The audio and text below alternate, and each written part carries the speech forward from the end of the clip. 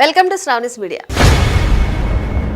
ఆంధ్రప్రదేశ్లో రాజకీయ వాతావరణం రోజురోజుకు ఊహించని ఎత్తుగడలతో హీట్ ఎక్కుతోంది. ఓవైపు ప్రజాక్షేత్రంలో సంక్షేమ అభివృద్ధి ఫలాలు అందిస్తున్న కూటమి ప్రభుత్వం, మరోవైపు డిజిటల్ వేదికగా సాగుతున్న ఫేక్ ఐడీలపై యుద్ధం ప్రకటించింది.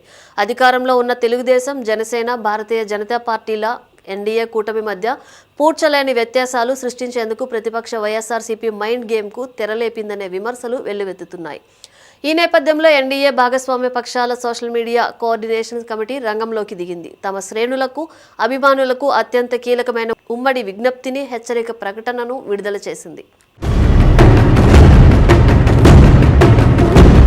ఇటీవల సోషల్ మీడియాలో గోడ మీద పిల్లి లాంటి వైఖరితో సాగుతున్న సూడో ఫేక్ ఖాతాల వ్యవహారం కూటమి పెద్దల దృష్టికి వచ్చింది. టీడీపీ అభిమానిలా నటిస్తూ పవన్ కళ్యాణ్ను తీవ్రంగా దూషించడం, లేదా జనసేన కార్యకర్తలా కనిపించే ఫేక్ ఐడీతో చంద్రబాబును విమర్శించడం ద్వారా ఇరు వర్గాల మధ్య చిచ్చు పెట్టే కుట్రలు ముమ్మరంగా సాగుతున్నాయని ప్రకటనలో ఎండగట్టారు. ఈ ఫేక్ ప్రచారాల వలలో పడి అసలైన కార్యకర్తలు ఆవేశానికి లోనై పరస్పరం దాడులకు దిగడం వల్ల అంతిమంగా వైఎస్ఆర్సీపీకే రాజకీయంగా ప్రయోజనం చేకూరుతుందని కూటమి నాయకత్వం స్పష్టం చేసింది. అభివృద్ధిని ప్రజల్లోకెళ్లాల్సిన సమయంలో మిత్రధర్మానికి విరుద్ధంగా ప్రవర్తించవద్దని కోరింది. కూటమి ఐక్యతను దెబ్బతీసేందుకు జరుగుతున్న ఈ సైబర్ కుట్రలను అడ్డుకునేందుకు మూడు పార్టీల నాయకత్వం ఉమ్మడి కార్యాచరణకు శ్రీకారం చుట్టింది.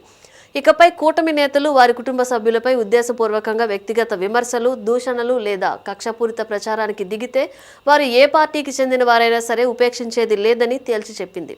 ఏ పార్టీ శ్రేణులైనా సరే వారిపై కఠిన చర్యలు ఉంటాయని స్పష్టమైన సంకేతాలు ఇచ్చింది.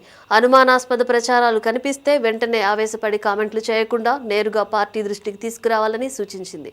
కేంద్ర, రాష్ట్ర ప్రభుత్వాలు సంయుక్తంగా అమలు చేస్తున్న బృహత్తర సంక్షేమ, అభివృద్ధి కార్యక్రమాలను ప్రజల్లోకి బలంగా తీసుకెళ్లడమే కూటమి సోషల్ మీడియా ప్రధాన లక్ష్యమని ప్రకటన పునరుద్ఘాటించింది. ప్రతిపక్షాలు వ్యాప్తి చేస్తున్న తప్పుడు ప్రచారాలను, అసత్యాలను నిజమైన ఆధారాలతో సమర్థవంతంగా తిప్పికొట్టాలని పిలుపునిచ్చింది. కూటమి ఐక్యతే మన బలం, సంక్షేమ అభివృద్ధి కార్యక్రమాలను ప్రచారం చేయడమే మన లక్ష్యం అనే నినాదంతో సోషల్ మీడియా యోధులంతా ఒకే తాటిపైకి వచ్చి ఐక్యతను చాటాలని NDA social media coordination committee స్పష్టం చేసింది.